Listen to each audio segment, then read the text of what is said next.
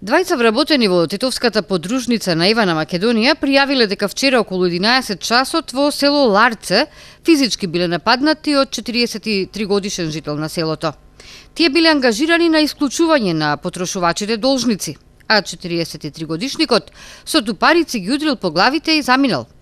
Нешто подоцна пријавениот напаѓач повикано е во полициското одделение Групчин, разговарано е со него и по целосното расчистување на случајот ќе следи соодветен поднесок.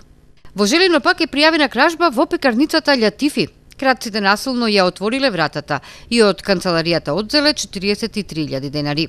Насилство полицијата регистрирала и во Врапчиште.